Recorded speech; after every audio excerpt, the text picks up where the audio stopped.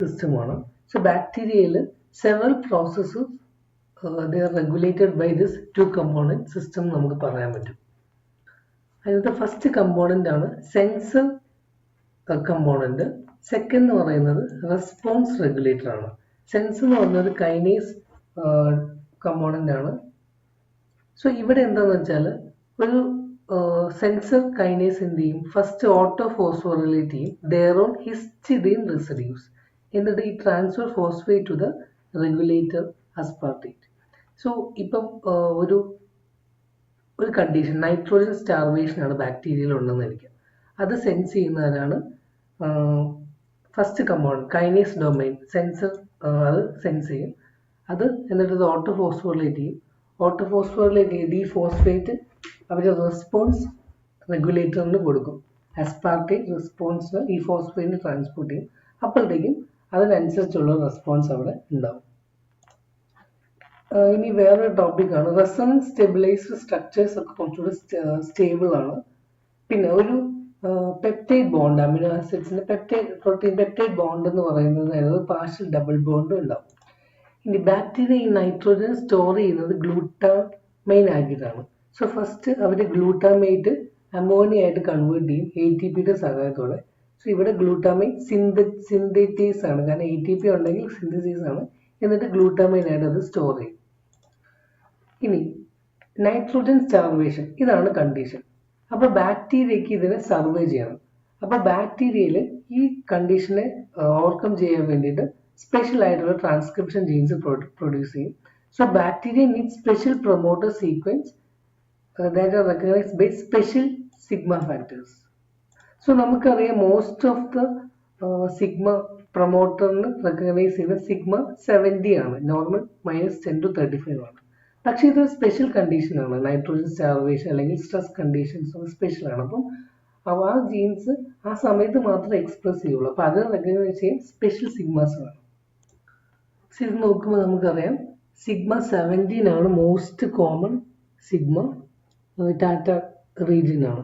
ഇനി ചില സിഗ്മ 32 എന്ന് പറയുന്നത് ഹീറ്റ് ഷോക്ക് ജീൻസ്, അതായത് ഹീറ്റ് ഷോക്ക് പ്രോട്ടീൻസ് വെച്ച് ടെമ്പറേച്ചർ കൂടുമ്പോഴത്തേക്കും അതിനെ ഓവർകം ചെയ്യാൻ വേണ്ടി ട്രാൻസ്ക്രൈബ് ചെയ്യുന്ന ജീൻസുകളാണ് ഹീറ്റ് ഷോക്ക് ജീൻസ് എന്ന് പറയുന്നത്. സിഗ്മ 24 എന്താണ് response to periplasmic stress. Sigma 28 expression late flagellar genes. Sigma 18 iron isocitrate transport. Sigma 38 expression stationary phase genes. Sigma 54 nitrogen metabolism genes. So nitrogen starvation സമയത്ത് ഈ sigma 54 ആണ് ഈ jeans transcribe ചെയ്യാൻ വേണ്ടി വരുന്നത്. ഇനി നമുക്കറിയാം ഈ സ്ട്രെസ് കണ്ടീഷൻ വരുമ്പോൾ മാത്രമേ ഈ ജീൻസ് ട്രാൻസ്ക്രൈബ് ചെയ്യേണ്ട ആവശ്യമുള്ളൂ, ഈ സിഗ്മാസ് ബൈൻഡ് ചെയ്യേണ്ട ആവശ്യമുള്ളൂ. ഇനി അല്ലാത്ത കേസിൽ ഇത് ചെയ്യേണ്ട ആവശ്യമില്ല. അപ്പൊ അതിനെ എങ്ങനെ റെഗുലേറ്റ് ചെയ്യുമെന്ന് ചോദിച്ചു കഴിഞ്ഞാൽ ഇത് ആന്റി സിഗ്മ എന്ത് ചെയ്യും ഈ സ്ട്രെസ് സിഗ്മനെ ബ്ലോക്ക് ചെയ്യും. So sigma F expression of late flagella genes, ഫ്ലജെല്ലയ്ക്ക് വേണ്ടിയിട്ടുള്ളതാണ് ഇത്. സോ ഇത് ഒരു സ്ട്രെസ്ഫുൾ കണ്ടീഷൻ, അതായത് ആ ഒരു ഫ്ലജെല്ല വേണ്ടെങ്കിൽ മാത്രം ഉള്ള സമയത്ത് മാത്രം മതി. ഓക്കെ, അപ്പൊ നോർമൽ കേസ് അതായത് സ്ട്രെസ് ഇല്ലാത്ത സമയത്ത് എന്ത് ഈ സിഗ്മ എഫിനെ ആന്റി സിഗ്മ ബ്ലോക്ക് ചെയ്ത് വെച്ചേക്കാണ്. അപ്പൊ ഇത് ബ്ലോക്ക് ചെയ്യുമ്പോഴത്തേക്ക് സിഗ്മയ്ക്ക് ട്രാൻസ്ഫർ ചെയ്യാൻ പറ്റില്ല. ഇനി ഒരു സിഗ്നൽ വന്നു, റെഡ് സിഗ്നൽ വന്നു, അതായത് സ്ട്രെസ് ഉണ്ട്, അപ്പോൾ ഫ്ലജെല്ല വേണം. അപ്പൊ ആ സമയത്ത് ആന്റി സിഗ്മ ഇത് ബൈൻഡ് ചെയ്യും. ഇത് ബൈൻഡ് ചെയ്യുമ്പോഴത്തേക്ക് ഇവിടെ ഒരു കൺഫർമേഷൻ ചേഞ്ച് വരുമ്പോഴത്തേക്ക് ഈ സിഗ്മ എഫ് അങ്ങോട്ട് റിലീസ് ചെയ്യും. സോ സിഗ്മ എഫിന് അതിന്റെ ജീൻസ് ഒന്ന് ട്രാൻസ്ക്രൈബ് ചെയ്ത് ആ സ്ട്രെസ് കുറയ്ക്കാൻ പറ്റും. ഇനി ഒന്നാമത്തെ കമ്പൗണ്ട് നൈട്രോജൻ സ്റ്റാർവേഷൻ ആണ്. സോ ഇവിടെ സിഗ്മ 54 ആണ് ഈ ഇവിടെ വരുന്ന സിഗ്മ. സോ ഈ സിഗ്മയ്ക്ക് നോർമൽ സിഗ്മ 70 പോലെ മെൽറ്റ് ചെയ്യാൻ പറ്റില്ല, ബൈൻഡ് ചെയ്യാൻ മാത്രമേ പറ്റുള്ളൂ. സോ ഇവിടെ നൈട്രോജൻ സ്റ്റാർവേഷൻ, അപ്പൊ ഗ്ലൂട്ടാമൈൻ സിന്തേസ് ജീനെയാണ് നമുക്ക് ട്രാൻസ്ക്രൈബ് ചെയ്ത് എടുക്കേണ്ടത്. അപ്പം ഇവിടെ ഒരു ടു കമ്പോണന്റ് സിസ്റ്റം ആക്ട് ചെയ്യും നൈട്രോജൻ സ്റ്റാർവേഷൻ സ്ട്രെസ്. ഇവിടെ NTRB അതാണ് ഇവിടുത്തെ കൈനേസ് ഡൊമൈൻ, ഹിസ്റ്റഡീൻ ഡൊമൈൻ. ഇത് ഓട്ടോഫോസ്ഫോറിലേറ്റ് ചെയ്യും. ഈ ഫോസ്ഫേറ്റ് എന്ത് ചെയ്യും, they will transport to response regulator, അതാണ് NTRC. aspartate ഫോസ്ഫോറിലേറ്റ് ചെയ്യും. എന്നിട്ട് എന്ത് ചെയ്യും, it bind to the enhancer element of DNA. So ഇതാണ് ഗ്ലൂട്ടാമൈൻ സിന്തേസിന്റെ ജീൻ ഇതിനെ നമുക്ക് ട്രാൻസ്ക്രൈബ് ചെയ്തെടുക്കണ്ടേ. സോ സിഗ്മ 54 ബൈൻഡ് ചെയ്യും. സോ ഇവിടെ എൻഹാൻസ്ഡ് എലിമെന്റ് ഉണ്ട്. ഇവിടെ ഈ NTRC അതായത് റെസ്പോൺസ് റെഗുലേറ്റർ എന്ത് ചെയ്യും, ഒരു ഡൈമർ ഓഫ് ഡൈമർ ആയിട്ട് ബൈൻഡ് ചെയ്തിട്ട് എന്ത് ചെയ്യും, എൻഹാൻസ്ഡ് വന്ന് ബൈൻഡ് ചെയ്യും. ഇവിടെ ഒരു ലൂപ്പ് ഫോർമേഷൻ ഉണ്ടാവും, എന്നിട്ടാണ് ഇത് ട്രാൻസ്ക്രൈബ് ചെയ്തെടുക്കുന്നത്.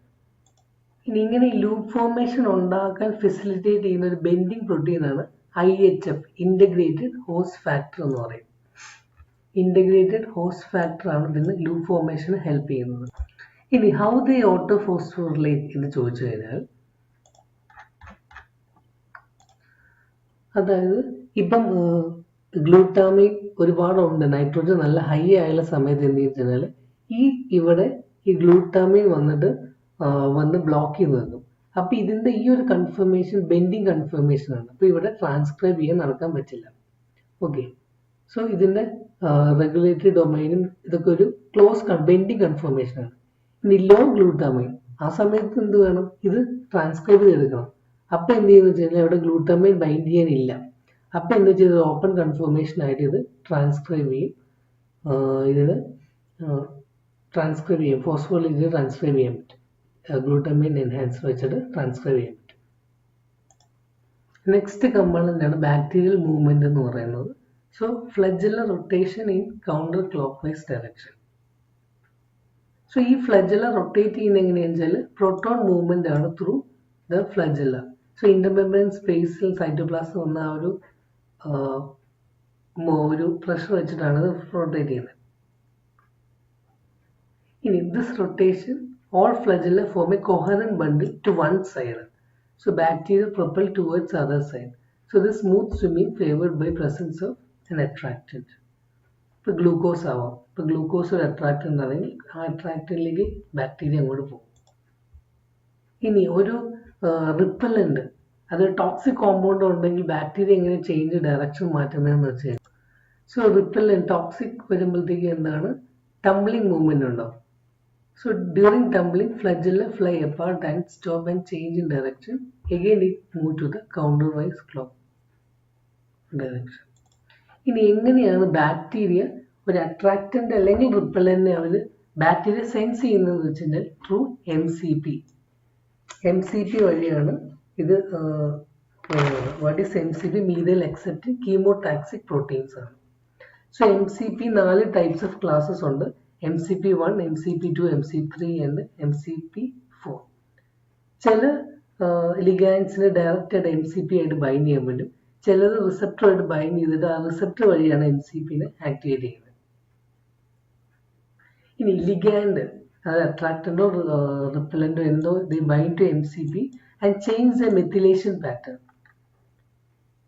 അതായത് ഒരു അട്രാക്റ്റന്റോ റിപ്പലന്റോ ഇതിനെ സെൻസ് ചെയ്യുന്ന ആളാണ് MCP. സോ അട്രാക്റ്റർ റിപ്പലിന്റെ MCP വരുമ്പോഴത്തേക്കും MCP ആക്ടിവേറ്റ് ചെയ്യും, കീ ജീൻസിനെ ആക്ടിവേറ്റ് ചെയ്യും. ഈ കീ ജീൻസ് ഒന്നെങ്കിൽ ആക്ടിവേറ്റ് അല്ലെങ്കിൽ ഇൻഹിബിറ്റ് ചെയ്തിട്ട് ഫ്ലജുല റൊട്ടേറ്റ് ചെയ്യും. ഒന്നെങ്കിൽ സ്മൂത്ത് സ്വിമ്മിങ് അല്ലെങ്കിൽ ട്രംബിളിങ് സംഭവിക്കും. സോ ഒരു MCP ഒരു സ്ട്രക്ചർ ലിഗാൻഡ് ബൈൻഡിങ് ഡൊമൈൻ ഉണ്ട്, ഒരു പെരിസ്പ്ലാസ്മിക് സ്പേസ് ഉണ്ട്, ഒരു മെത്തിലേഷൻ സൈറ്റ് ഉണ്ട്, ട്രിഗറിംഗ് ഡൊമൈൻ ഉണ്ട്. സോ ഈ triggering ഡൊമൈനിലാണ് they interact with key proteins. ഇനി എന്താണ് ഡിഫറെന്റ് കീ പ്രോട്ടീൻസ് എന്ന് വെച്ച് കഴിഞ്ഞാൽ, കീ എ ഇതാണ് sensor kinase, Che Y response regulator, Che W ആണ് facilitate autophosphorylation of Che A, Che Z phosphatase enzyme ആണ് remove phosphate from Che Y, Che R methyltransferase enzyme ആണ്, Che B methylesterase enzyme ആണ്. So ഈ methylation നടക്കുന്നത് glutamine റെസിഡ്യൂസിലാണ്. ഇനി ഒരു repellent വന്നു കഴിഞ്ഞാൽ എന്താ സംഭവിക്കുന്നത് വെച്ചാൽ, റിപ്പല്ലന്റ് MCP ആണ് റെക്കഗ്നൈസ് ചെയ്യുന്നത്, methyl accepting chemotactic proteins. So ഇത് എന്ത് വെച്ചാൽ കീ എനെ ഓട്ടോഫോസ്ഫോറിലേറ്റ് ചെയ്യും, ഹിസ്റ്ററിൻ റെസിഡ്യൂസിന് ഓട്ടോഫോസ്ഫോറിലേറ്റ് സെൻസർ കൈനേസ്. ഈ ഫോസ്ഫേറ്റിനെ ആദ്യം ട്രാൻസ്പോർട്ട് ചെയ്യും കീ വൈ റെസ്പോൺസ് റെഗുലേറ്ററിലേക്ക് ട്രാൻസ്പോർട്ട് ചെയ്യും അസ്പാർട്ടേന്. എന്നിട്ട് ട്രംബ്ലിംഗ് ക്ലോക്ക് വൈസ് റൊട്ടേഷൻ ഫ്ലജുല ഉണ്ടാവും, റിപ്പല്ലന്റ് ആണ്. ഓക്കെ, നമുക്കറിയാം ചില എൻസൈംസ് ഫോസ്ഫോറിലേറ്റ് കണ്ടീഷനായിരിക്കും ആക്ടിവേറ്റ് ചെയ്ത്, ചിലത് ഡീഫോസ്ഫോറിലേറ്റഡ് ഫോമിലായിരിക്കും. ഇനി ഈ കീ എ കീ ബിക്ക് ഇതിനെ ഫോസ്ഫോറിലേറ്റ് ചെയ്യാം. ഫോസ്ഫോറിലേറ്റ് ചെയ്യുമ്പോഴത്തേക്ക് ഇത് ആക്റ്റീവ് ആവും. എന്നിട്ട് remove methyl group from MCP, glutamate residues. So repellent remove methyl group from MCP നമുക്ക് ജനറൽ ആയിട്ട് പറയാം. സോ MCP methyl group കുറയുമ്പോൾ എന്താണ്, then activate trigger domain and activate key A. So key W key A നെ ഓട്ടോഫോസ്ഫോറിലേറ്റ് ചെയ്യാൻ സഹായിക്കുന്നുണ്ട്. ഇനി ഒരു അട്രാക്റ്റന്റ്, ഒരു ഗ്ലൂക്കോസ് ഒക്കെയാണ് വരുമ്പോൾ ബാക്ടീരിയ അങ്ങോട്ടേക്ക് പോകും, അട്രാക്റ്റിലേക്ക് പോകും. അതെങ്ങനെയാണെന്ന് വെച്ച് കഴിഞ്ഞാൽ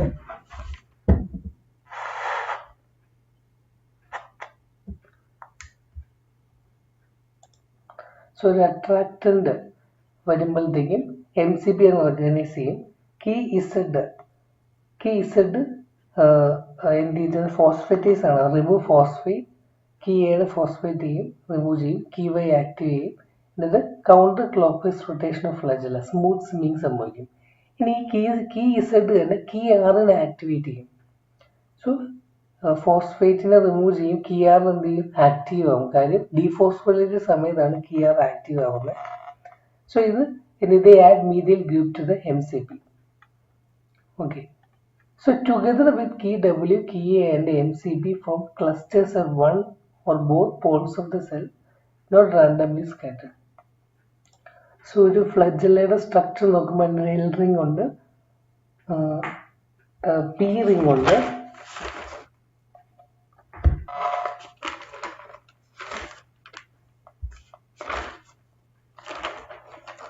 പിന്നെ M റിംഗ് ഉണ്ട്,